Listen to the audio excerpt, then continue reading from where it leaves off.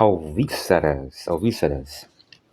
Êxodo capítulo 5, pela Bíblia de Estudo Nova Almeida Atualizada, que você vê aí na tela, essa versão da editora Sociedade Bíblica do Brasil, SBB.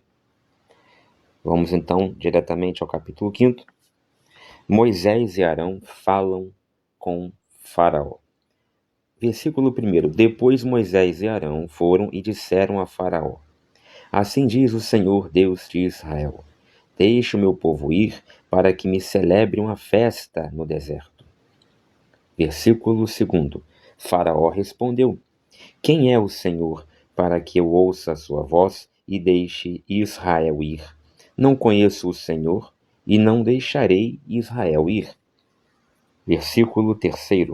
Eles prosseguiram: O Deus dos Hebreus veio ao nosso encontro. Portanto, deixe-nos ir caminho de 3 dias ao deserto, para que ofereçamos sacrifícios ao Senhor, nosso Deus, para evitar que ele venha sobre nós com peste ou com espada. Versículo 4. Então o rei do Egito disse: Moisés e Arão, por que estão afastando o povo das suas tarefas? Voltem ao trabalho. Versículo 5. E Faraó disse também: O povo da terra já é muito, e vocês ainda querem que eles descansem de suas tarefas? E aí, vamos fazer uma pausa para comentário, porque aqui acaba a primeira perícope, ok? Antes de a gente ler os comentários de rodapé, as notas de rodapé que você vê aí na tela, né? São várias notas de rodapé. A Bíblia Nova Almeida Atualizada, já sabemos, ela possui muitas notas de rodapé. Mas eu preciso fazer já uma interpolação de pronto aqui. Então, finalizamos a primeira perícope, começou no versículo 1 e terminou no versículo 5. Né? E aí o que acontece? Vamos dar um zoom aqui para você ver melhor comigo. O que acontece aqui? Moisés e Arão, assim como Yahvé já havia orientado nos capítulos anteriores, cumprindo exatamente o que Yahvé havia ordenado, eles vão até Faraó, depois de já terem falado com o seu povo, e depois de já terem anunciado a vontade de Yahvé de libertar o povo do Egito, vão até Faraó para comunicar o quê? Você diria, a mesma coisa, comunicar a Faraó que eles vão embora do Egito. Porém, como já falei em vídeos anteriores, não é isso que Moisés vai falar com Faraó, Moisés e Arão. Na verdade, Moisés e Arão, seguindo a orientação de Yahvé, vão falar com Faraó uma coisa diferente. Para falar a verdade, praticamente inversa do que falaram tempos antes para o povo. Ou seja, eles não vão falar para Faraó que estão libertando o povo de Israel. Eles não vão pedir a Faraó a libertação do povo hebreu. Eles não vão lá pedir ou informar que seja o Faraó que estão saindo com o povo todo dos Rabiru, né, dos hebreus, para todo sempre e nunca mais vão voltar. Não é isso que eles vão informar a Faraó, ou que vão pedir a Faraó. Eles vão pedir a Faraó uma autorização para que Faraó deixe esse povo ir, caminho de 3 dias, como nos diz o versículo 4, né?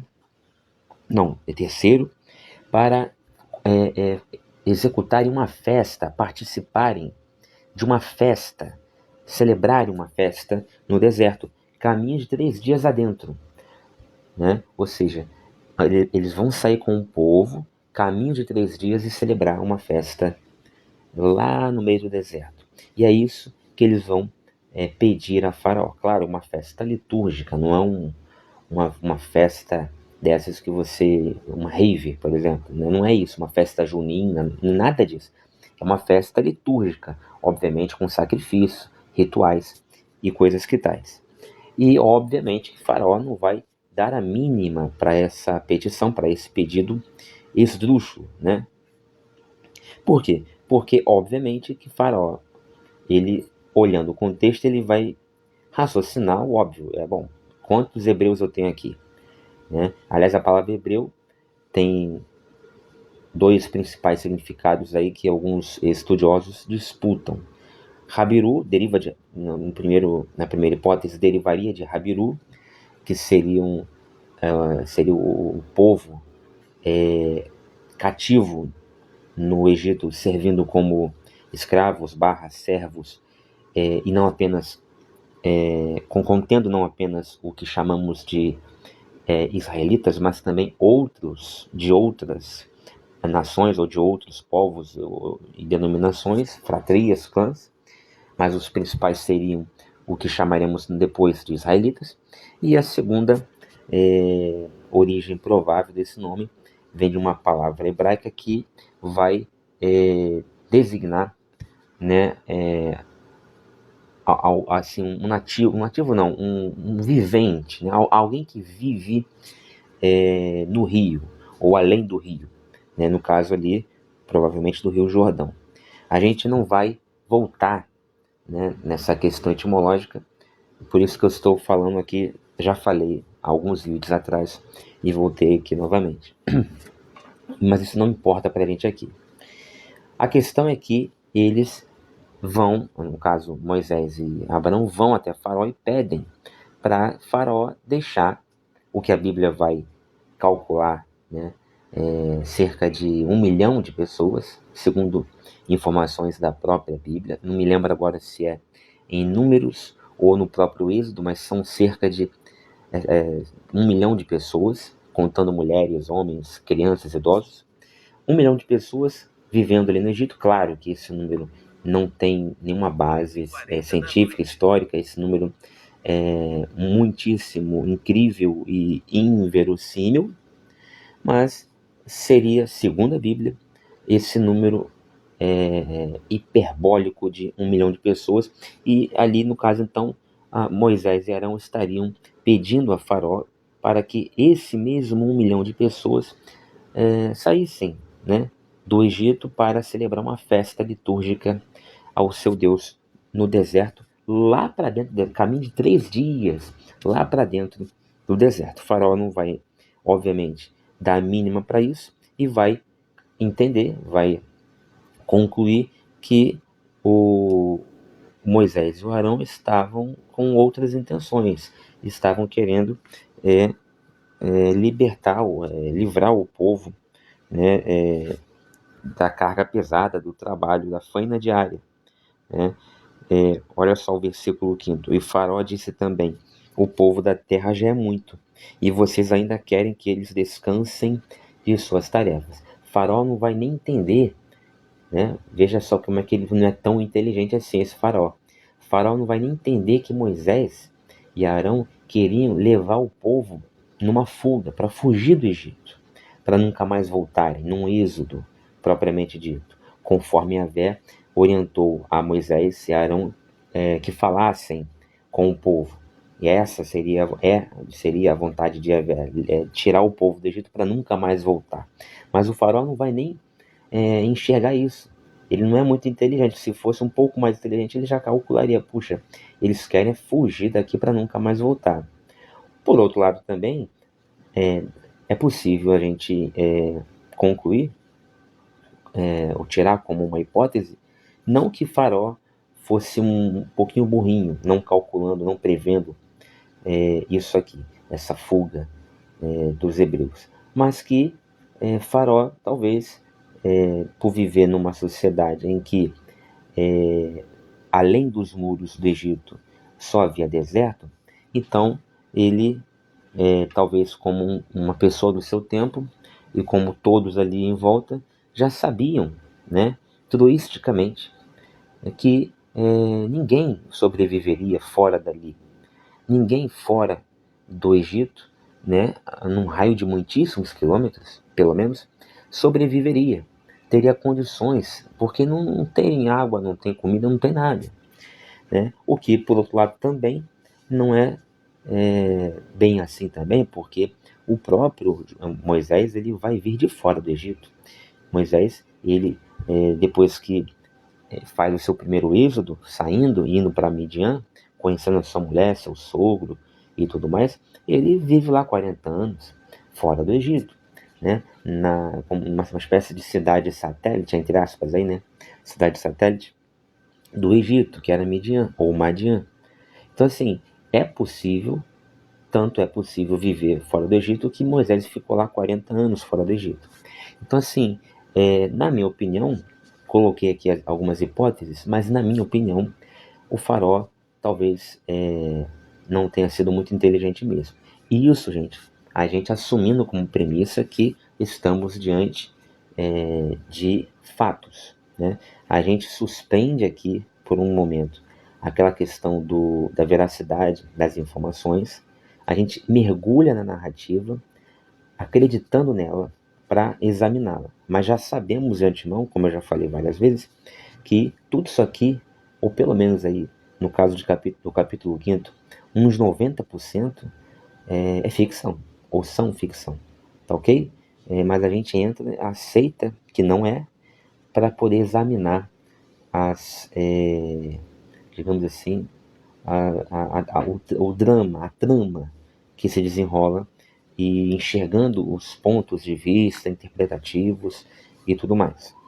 Bom, então o faraó não vai pensar, puxa, eles estão querendo sair daqui para nunca mais voltar. Não, ele vai pensar outra coisa, ele vai pensar que Moisés e Arão estão querendo levar o povo para descansar um pouquinho, para participar de uma festa mesmo, de um ritual, né? E acreditou que eles os trariam de volta, né? Provavelmente o faraó acreditou que Moisés e Arão, trariam o povo de volta. Ele acreditou nisso aqui, eu entendo dessa maneira. E aí ele vai então dizer para Moisés e Arão que eles estão muito folgados, indo ali na frente dele, pedindo a ele que deixe o povo ir para fazer uma festa, né? Ou seja, aí vai dizer para Moisés e Arão: vocês estão muito folgados, vocês ainda querem que eles descansem de suas tarefas. Aí por isso é que vamos ver na próxima perícope a ação que Faraó vai tomar. Segunda perícope. Faraó aflige os israelitas. Versículo 6. Naquele mesmo dia, Faraó deu uma ordem aos feitores do povo e aos seus capatazes, dizendo: 7. Daqui em diante não forneçam mais palha ao povo para fazer tijolos como antes, que eles mesmos ajuntem para si a palha. 8. Mas exijam deles a mesma quantidade de tijolos que antes faziam. Não diminuam a cota, eles estão desocupados e por isso gritam: vamos e sacrifiquemos ao nosso Deus. 9. Imponham mais serviço a esses homens para que se mantenham ocupados e não deem ouvidos a palavras mentirosas. 10. Então os feitores do povo e seus capatazes foram e falaram ao povo: assim diz Faraó: não fornecerei mais palha para vocês. 11. Vão vocês mesmos e ajuntem palha onde a puderem achar, porque não haverá redução no trabalho de vocês. 12. Então o povo se espalhou por toda a terra do Egito para juntar restolho em lugar de palha. 13. Os feitores os pressionavam, dizendo: terminem o trabalho de vocês, a tarefa do dia, como quando havia palha. 14. E os capatazes dos filhos de Israel, que os feitores de Faraó tinham posto sobre eles, foram açoitados. Então, quer dizer, aqui os capatazes dos filhos de Israel eram também filhos de Israel, eram também hebreus, mas os feitores egípcios, acima desses capatazes, açoitaram, né, esses capatazes. Então, os capatazes eram, digamos assim, uma espécie de supervisores, né, dos demais hebreus, porque eram muitos hebreus, mas os feitores eram os supervisores dos supervisores e açoitavam quem eles quisessem. Por que não terminaram nem ontem nem hoje a tarefa de vocês fazendo tijolos como antes? Ou seja, para não ter que açoitar milhões, milhares de hebreus, por não terem, obviamente, conseguido cumprir a carga a faina diária, né, porque não tinham a palha, tiveram que correr atrás da palha primeiro, não conseguiram entregar, produzir o mesmo número de adobes, né, de tijolos, que antes. Então, para não ter que açoitar milhares de pessoas, os feitores açoitaram somente os capatazes. Bom, aí termina a segunda perícope, né? Então viram que Faraó não caiu nessa esparrela de Moisés e Arão, mas também não foi tão inteligente a ponto de concluir que eles queriam fugir para nunca mais voltar, ou para nunca mais voltarem ao Egito. Ele apenas concluiu, acreditou mesmo nas palavras de Moisés, mas só que não autorizou. Ele acreditou no que Moisés e Arão disseram a ele, mas não autorizou a saída do povo. Então ele acreditou que Moisés e Arão queriam levar o povo para fazer uma festa, sim, só que ele entendeu que isso era um abuso porque daria descanso ao povo. Ou seja, ele olhou para a produção dele, que ficaria parada 3 dias, e obviamente falou negativo. Bom, aí redobrou o trabalho dos israelitas, e obviamente vocês vão ver na próxima perícope, que os israelitas vão ficar bem infelizes com Moisés e com Arão. Próxima perícope. Os israelitas se queixam de Moisés e Arão. Então os capatazes dos filhos de Israel foram se queixar a Faraó, dizendo: por que o Senhor trata assim estes seus servos? 16. Já não nos fornecem palha, mas nos dizem: façam tijolos. Eis que estes seus servos são açoitados, porém o seu próprio povo é que tem a culpa. 17. Mas Faraó respondeu: vocês são uns desocupados. Vocês estão desocupados e por isso dizem: vamos e sacrifiquemos ao Senhor. 18. Voltem agora ao trabalho. Vocês não receberão palha, mas terão de produzir a mesma quantidade de tijolos. 19. Então os capatazes dos filhos de Israel se viram em aperto, porque diziam a eles: não haverá redução na quantidade de tijolos na tarefa diária de vocês. 20. Quando saíram da presença de Faraó, encontraram Moisés e Arão, que estavam à espera deles, e lhes disseram: que o Senhor olhe para vocês e os julgue, porque vocês nos fizeram odiosos aos olhos de Faraó e diante dos seus servos, dando-lhes a espada na mão para nos matar. Então veja, que coisa interessante. O povo se revolta contra Moisés e Arão. Mas se você voltar no capítulo anterior, Deus orienta a Moisés e Arão a dizerem ao povo que eles seriam libertados ou libertos por Yahvé e sairiam do Egito. E Moisés opera maravilhas na frente do povo, milagres, para que eles acreditem. E também, seguindo as orientações de Yahvé, Moisés diz a esse povo que, de princípio, no início, né, Faraó faria jogo duro, não os deixaria sair do Egito com facilidade, mas que, no fim das contas, eles sim teriam vitória e sairiam do Egito. Então o povo sabia que Moisés iria falar com Faraó, Moisés e Arão iriam falar com Faraó, e o povo sabia que no começo não seria fácil, que de início não seria autorizado de maneira fácil, de mão beijada. Então, o povo sabia disso aí. Ou no mínimo, ainda que Moisés não tivesse falado, ou Arão, né, Moisés e Arão não tivessem falado tudo isso dessa forma que eu falei aqui, com riqueza de detalhes, no mínimo, só pelo fato de o povo presenciar os milagres que Moisés operou em sua frente, já era para acreditar que Deus estava com ele e ponto, acabou, fechamos com Arão e com Moisés aqui. vamos dar todo o crédito para essa dupla, porque nunca ninguém fez isso na nossa frente, a gente nunca viu tal coisa. Aqueles 3 milagres, né? O cajado que se torna serpente, a mão ressecada, provavelmente uma lepra, né? Alguma coisa assim, a mão que estava doente de Moisés, ele tira de novo da roupa e volta a ficar sã, um passe de mágica, ou seja, um milagre, e aquela questão da água que se torna sangue, né? Então tudo isso Moisés faz na frente do povo.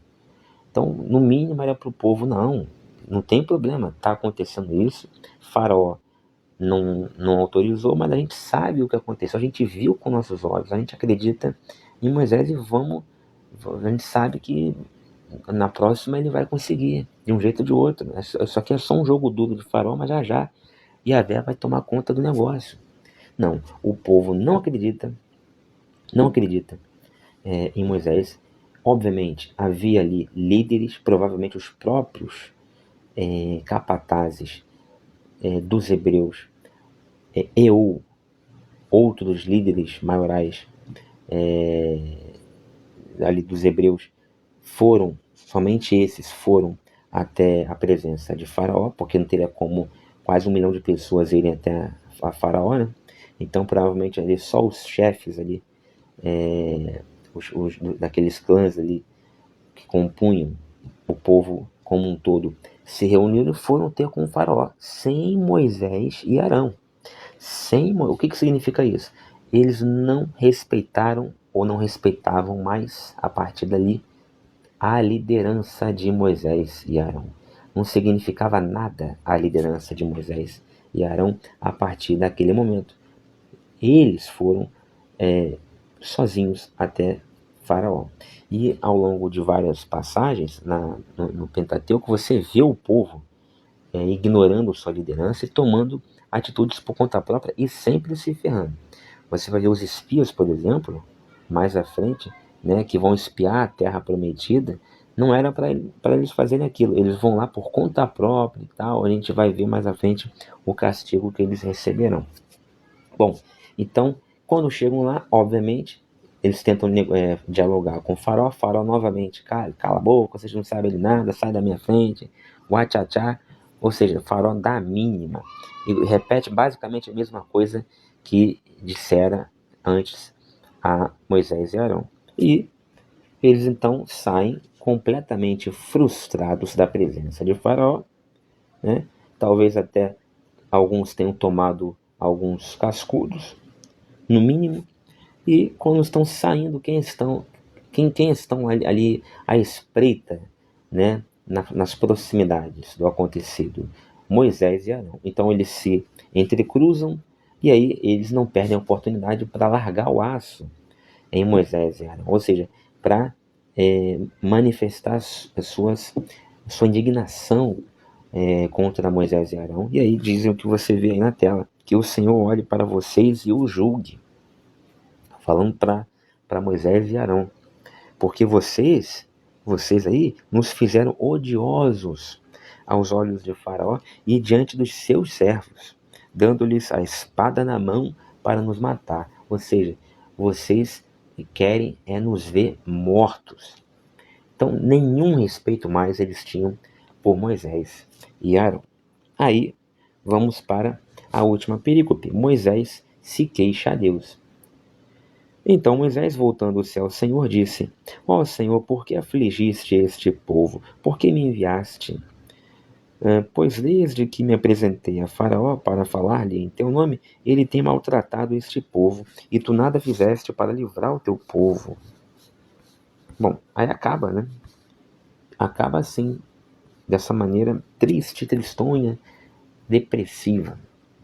Bom, mas vale a pena comentar o seguinte: Moisés estava pressionado pelo povo, devia estar muito triste, muito pressionado, Arão também, mas Moisés, ele em pessoa, viu aquela sarça pegar fogo e não ser consumida, ouviu a voz de Deus várias vezes, teve todos aqueles episódios que não preciso aqui repetir, de epifânicos com Deus, que só tudo isso aí já era mais do que suficiente para ele não duvidar nunca mais de Deus. Mas ele vai e duvida.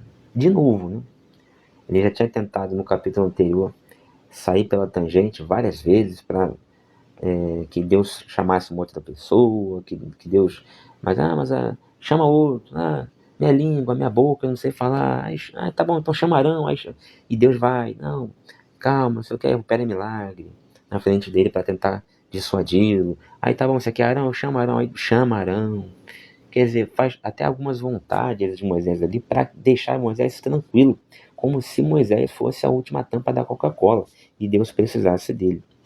Então, o tratamento, essa deferência no tratamento que Deus dá a Moisés, que não dá a qualquer um.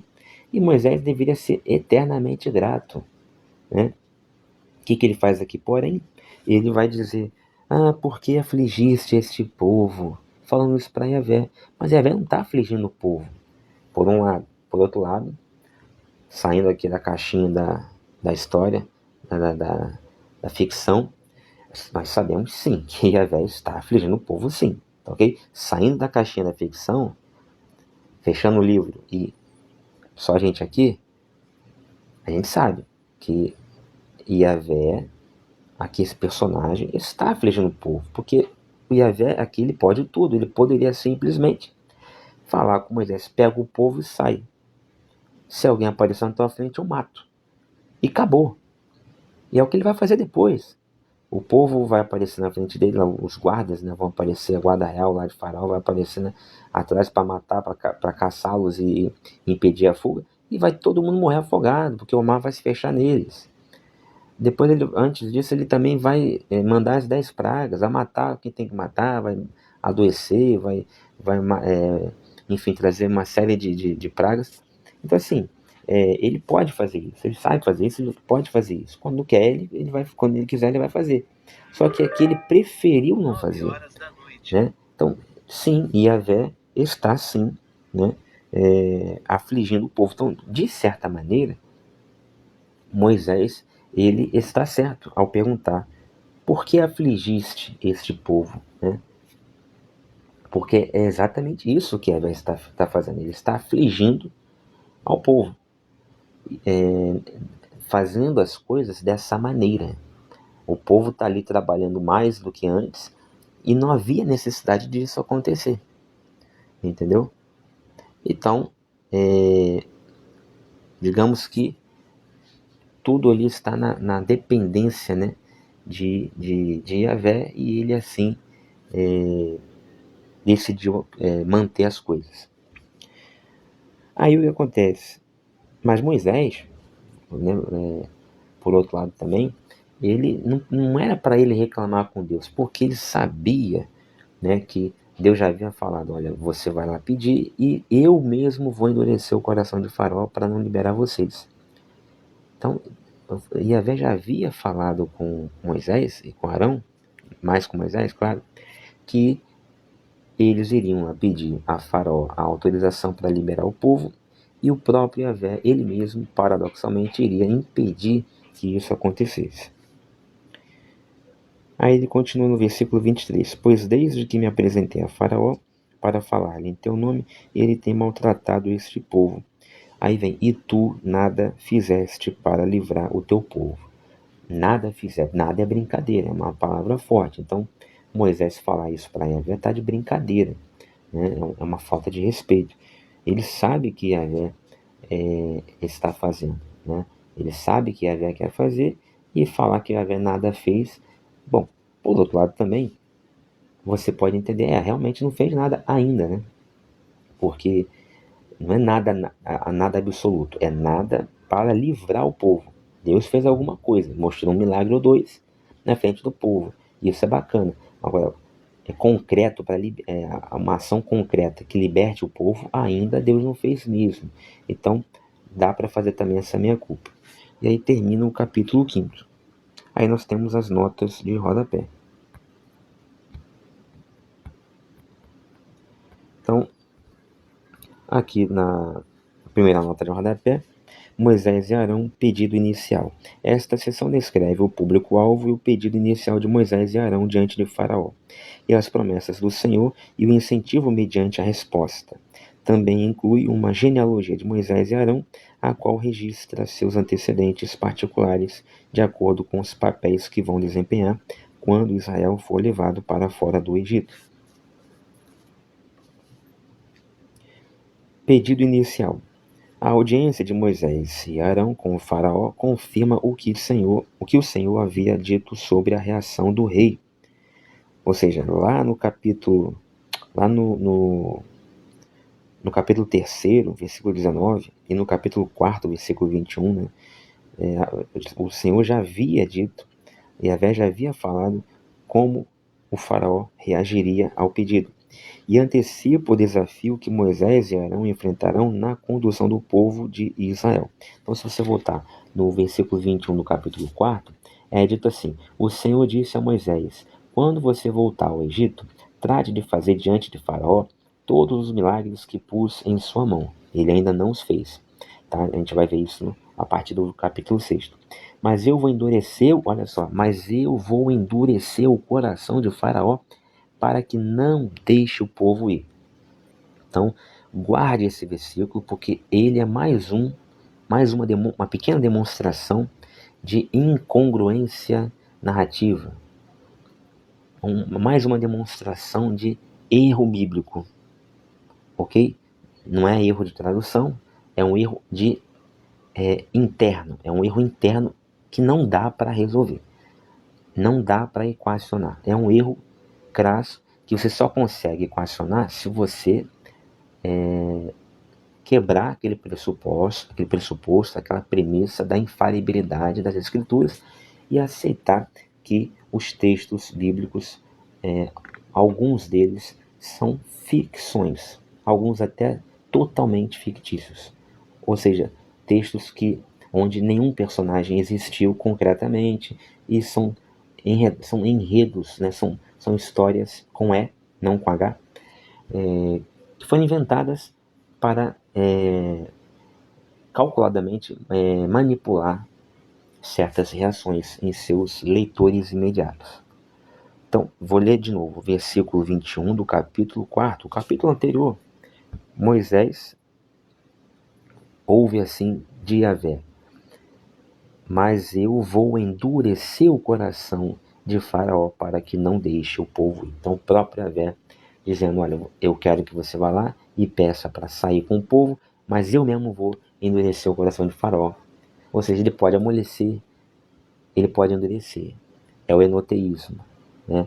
É aquela crença de que mais do que o enoteísmo, né? Que é aquela crença onde existe um Deus no meio de vários, mas este é mais forte do que o restante. Ou seja, não é um monoteísmo onde só há um Deus, não há outros, e nem um politeísmo onde há vários deuses meio que equipotenciais, né? Equipotentes, aliás. Não, o enoteísmo é o seguinte: existem outros, mas o meu é o verdadeiro. O meu é o, digamos assim, não que seja o verdadeiro, é o mais forte. Mas mais do que isso, é aquela crença primitiva, paleo-hebraica, em que Yahvé, né, era responsável por todos os bens e por todos os males, por tudo o que acontecia. Então, ele endurece, ele amolece, ele abre, ele fecha. Então, não há lógica aqui, não vai haver lógica orgânica, interna, dentro da história. Os protestantes aqui, eles ou vão se evadir, ou seja, vão fingir que não estão ouvindo o que eu estou falando, ou lendo o que estão lendo, e vão botar a venda nos olhos, tapar os ouvidos e vão pular esse texto, ou vão se apegar a qualquer interpretação frágil de qualquer hermeneuta aí, de terno e gravata de algum púlpito pentecostal desses, e vão só olhar para aquela interpretação, mas aquelas pessoas que realmente querem estudar a Bíblia, abrir o texto e entender cientificamente, com método, né, científico, lendo o texto como um texto deve ser lido, né, com seriedade, doa a quem doer, esses vão ver o que eu estou vendo aqui, porque é muito claro. Eu não preciso recorrer a nenhum livro de fora, a nenhum autor, cientista, nem nada. A própria Bíblia diz, no versículo 21 do capítulo 4, Yahvé dizendo que ele mesmo vai endurecer o coração de Faraó para não liberar o povo. E em outra passagem ele diz para Moisés ir até o mesmo Faraó e pedir para saírem. Então, afinal de contas, Moisés quer que o povo saia ou não quer? Moisés não. Yahvé quer que o povo saia ou não quer que o povo saia? Porque se ele quer que o povo saia e ele vai lá e ele mesmo cria uma dificuldade para isso, endurecendo o coração de Faraó para que ele não deixe o povo sair, isso é paradoxal. Mas se você entender que dentro de uma cultura onde Deus ele traz o bem e traz o mal, e ele brinca com as pessoas, ele joga como se fosse um artista de marionetes, né? Você vai entender que passa a fazer sentido, pelo menos algum sentido, o que não afasta o caráter maligno dessa deidade, que, claro, pelo menos essa é a boa notícia, não existe e nem nunca existiu. A deidade que existe, somente uma, é o Deus que criou os seres humanos e todo o cosmos. É o Deus criador dos céus e da terra, que é o mesmo Deus que compõe com o Espírito Santo e Jesus a Trindade, e que está, aí sim, melhor apresentado, melhor demonstrado, digamos assim, no Novo e não no Antigo Testamento. Mas isso aí a gente fala mais para frente, em outra oportunidade. Aí seguindo aqui, você tem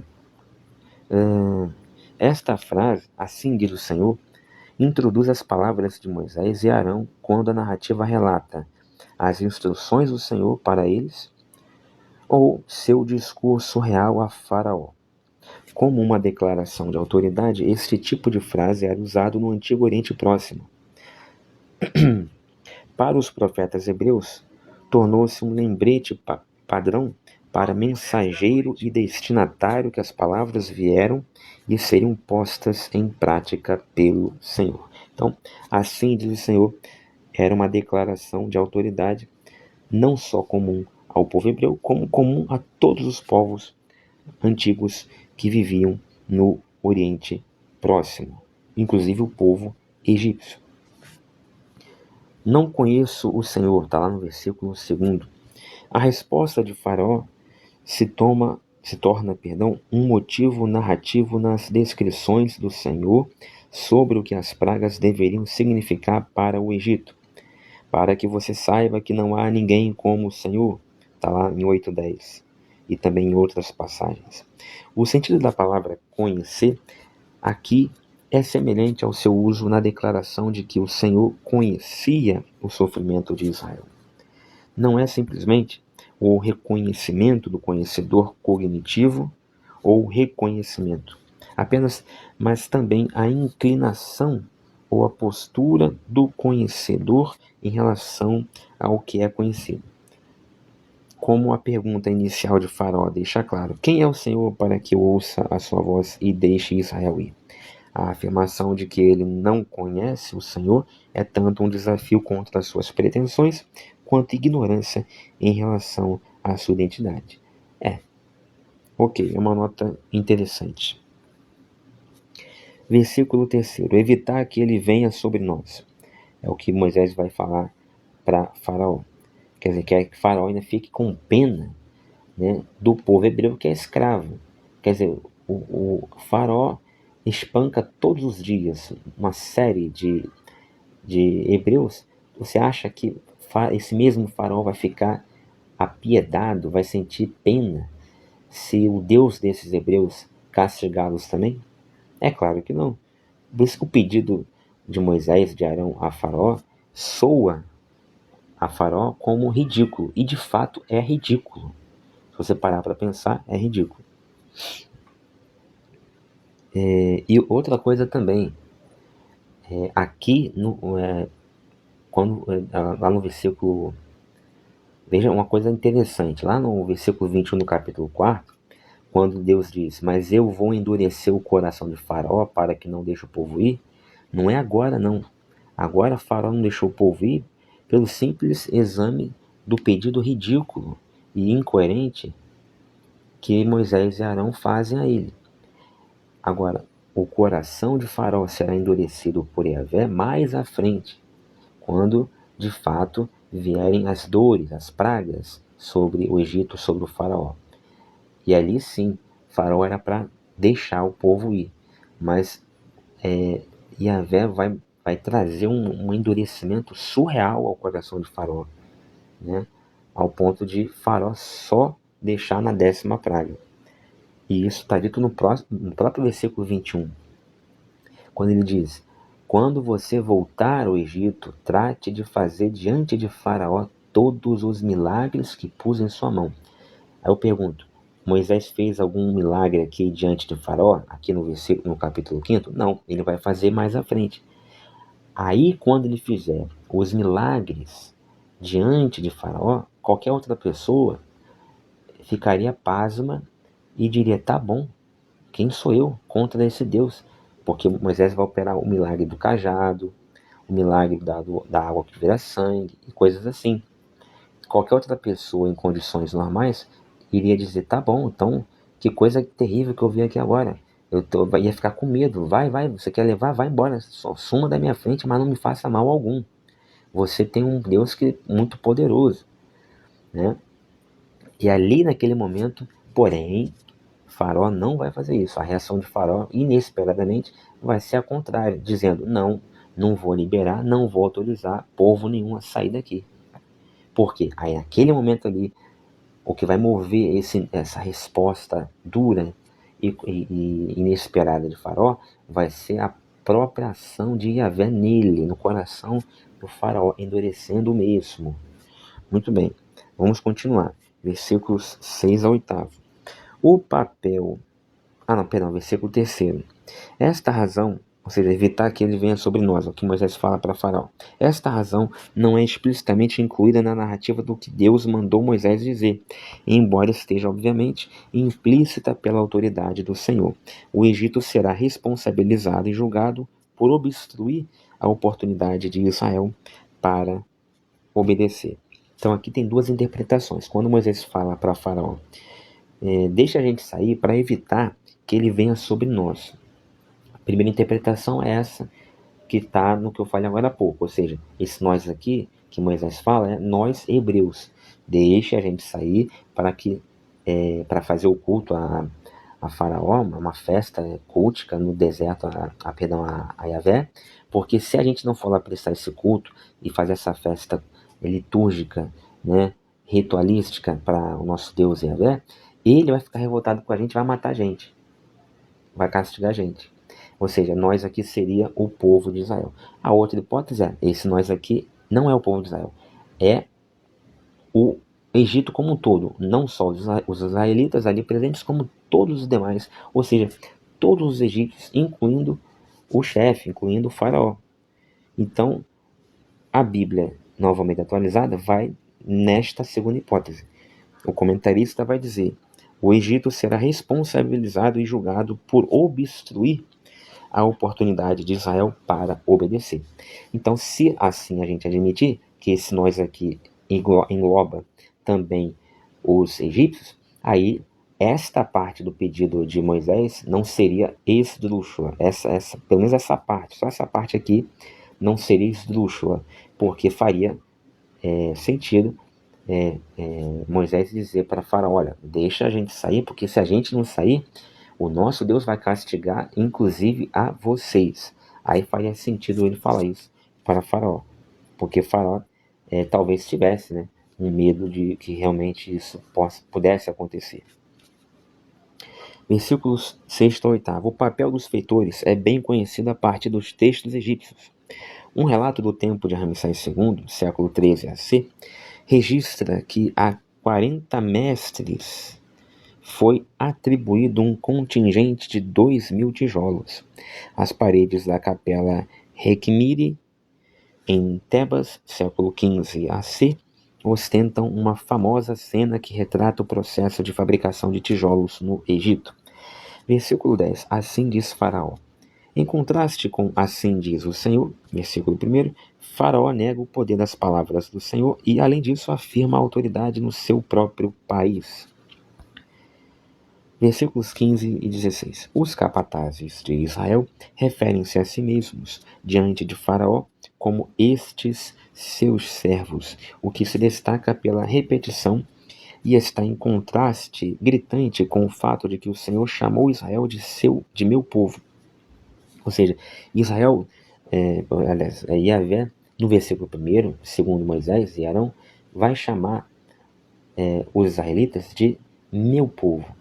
E esse mesmo povo, representado ali, digamos, pelos capatazes, na presença de Faraó, vai dizer, contrariamente a Faraó, estes seus servos. Ou seja, não estão no mesmo ímpeto, né, de Moisés e de Arão. Além das pragas acontecerem de modo que o Egito saiba que é o Senhor quem atua, a demora do processo também é misericordiosa para com Israel, para que o povo aprenda a confiar no Senhor que trabalha em seu benefício. Isso aqui é importante. As 10 pragas não vão, ao longo do tempo, apenas darem uma lição no faraó e nos egípcios. A partir do início delas, a cada praga nova, os próprios hebreus também iam se convertendo e enxergando o poder de Deus, o poder de Yahvé e de seu escolhido, né, Moisés. E aos poucos iam confiando na mão de Moisés, né, através sendo usado ali poderosamente por Yahvé e se reunindo em torno de Moisés, sem que Moisés fizesse qualquer outro esforço. Então, as pragas não vieram só para dar uma lição no faraó, nem só no faraó e nos egípcios, mas para dar uma lição no faraó, nos egípcios e no próprio povo de Israel, para que quando chegasse a hora, o povo saísse realmente sob a liderança de Moisés e Arão, mas não porque estão sendo obrigados a sair, mas querendo sair sob a liderança de Moisés e Arão.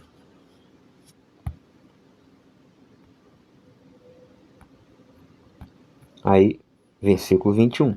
A raiva expressa pelo capataz de Israel é o segundo exemplo de resistência à ajuda e liderança de Moisés, e outro prenúncio do que está por vir. Aí, claro, a Bíblia dá várias referências aqui internas, né, que a gente não carece de a gente perder tempo indo a cada uma delas. Até porque o vídeo ia ficar muito cansativo, ficar muito longo. Depois vem, Deus promete libertar Israel do Egito, que é uma cena, um tema que começa aqui no versículo 22, mas vai até o versículo 9 do próximo capítulo. Após a primeira audiência com Faraó, que resulta em provocação e mais sofrimento para Israel, Moisés pergunta ao Senhor por que ele havia feito aquilo. E o Senhor responde enfatizando que ele estará presente com o seu povo e trará sua libertação em fidelidade à aliança. Essa resposta, né, que Deus dá a essa pergunta de Moisés, a gente vai ver no próximo capítulo, no capítulo 6. Você vai ver que, de novo, Deus vai ter muita paciência com Moisés. Por isso, quando você vê lá na frente, né, quando Deus dá uma cacetada na rocha e ele é punido morrendo antes de entrar na Terra Prometida, aquela coisa toda, alguém até poderia achar, puxa, mas desse Deus esse Yahvé não tem nenhuma paciência com Moisés, uma vírgula.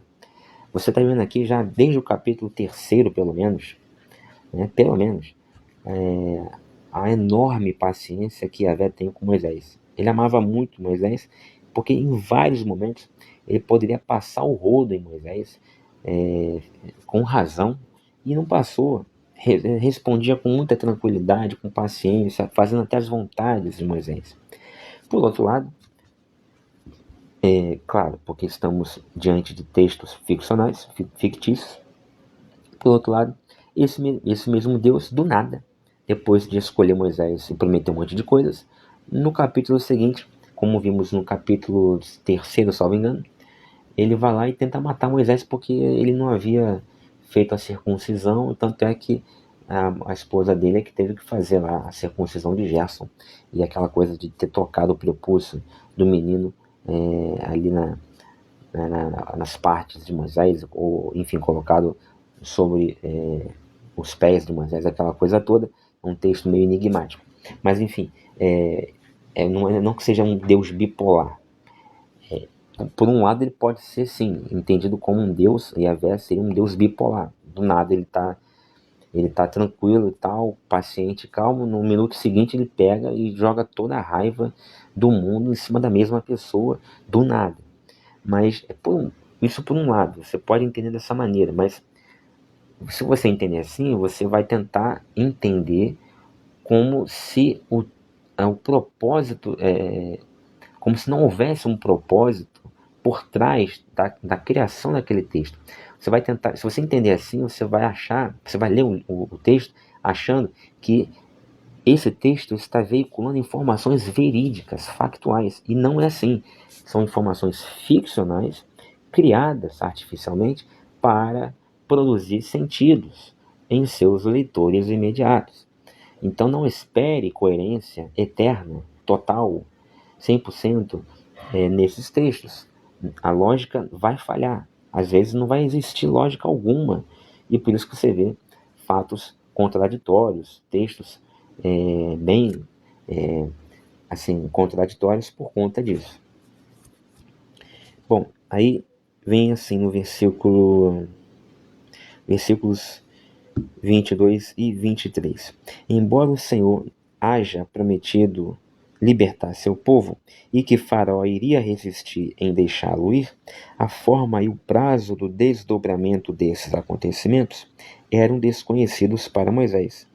Seu primeiro encontro com Faraó parecia haver trazido mal, Raá, a mesma palavra traduzida como aperto, tornando a situação de Israel e a disposição de Faraó pior do que era até então. Aqui é o comentarista que é crente, que é do sistema religioso, que é de alguma igreja, muito provavelmente um pastor, ele tenta passar pano nesse paradoxo, né? Nessa contradição textual. Ou seja, ele vai tentar dizer, não, realmente, Deus havia prometido, havia já sinalizado claramente para Moisés que Moisés ia lá tentar solicitar a autorização para libertar o povo e que Faraó ia dizer que não. Mas, mesmo sabendo que isso iria acontecer, a forma como aconteceu foi diferente do que ele esperava, e por isso é que ele se volta para Deus e pergunta por que Deus está fazendo aquilo, aquela maldade com o povo. Isso é conversa, isso aqui é bobagem, entendeu? Não tem nada, não tem uma vírgula diferente aqui do que Yahvé havia falado. A única coisa que não é dita a Moisés por Yahvé é que, ao dizer não para Moisés, o Faraó, além de dizer não, iria também